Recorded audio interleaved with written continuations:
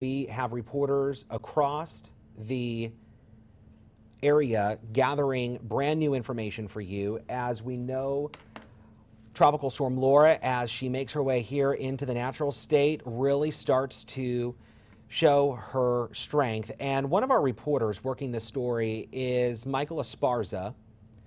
Michael Esparza has been talking with people and has been really getting an idea on the storm preparation and what people are doing to prepare for the storm, some of that being the Red Cross. Michael, thanks for joining us. Okay, we're not getting any audio from you. Hello, Mitchell. Can you hear me now? Yes, I can. Thanks for joining us. No, thank you for having me. So we know that the American Red Cross has been in the thick of all of this, preparing for Tropical Storm Laura, not just in Arkansas, but across the country. Tell us what the American Red Cross is doing right now here in Arkansas.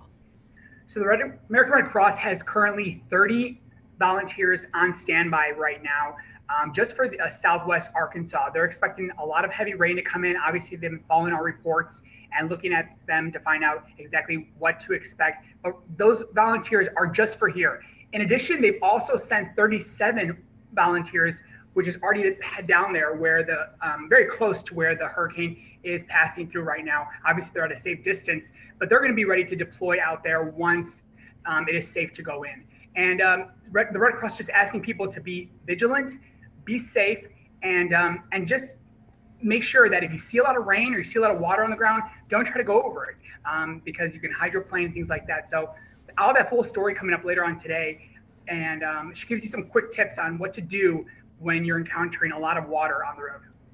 So what I find so interesting about the Red Cross, Michael, is that they are prepared for really anything. You know, we hear about the Red Cross come after a fire. They put people up in shelters. We know that in this case, Tropical Storm Laura, they're just not on standby here in Arkansas, but they're prepared for people down in Louisiana and Texas and everything else. Did they talk about volunteers? Did they talk about how, if that's been an issue related to COVID-19, or has it been fairly easy for them to get people to come step up and say, hey, I'm willing to help when something like this happens? They said they have seen an increase in some people coming to step up and help, but as of right now, they are still looking for volunteers. And what they have for people that are still kind of leery to get out there is virtual volunteers as well, where people can do an online learning session. It takes about 3 hours long, and they can become a volunteer. They say they need people on all ends, both on the field as well as at the base. So that's another option they have. That's awesome. That's absolutely fantastic. So your story is going to be on KRK.com, Fox16.com? That's correct. Awesome. What is the message from the Red Cross tonight to Arkansans as we really are in the thick of all of this?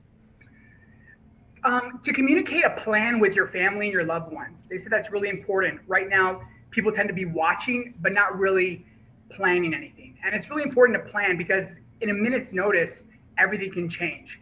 And so she said that it's really important to really establish a plan and communicate that effectively to your family. That's awesome. Some great advice as we really start to get into the thick of this storm. Michael Esparza joining us this afternoon, 2:26 at KRK and Fox 16. Michael, thank you so much. Thank you, Mitchell.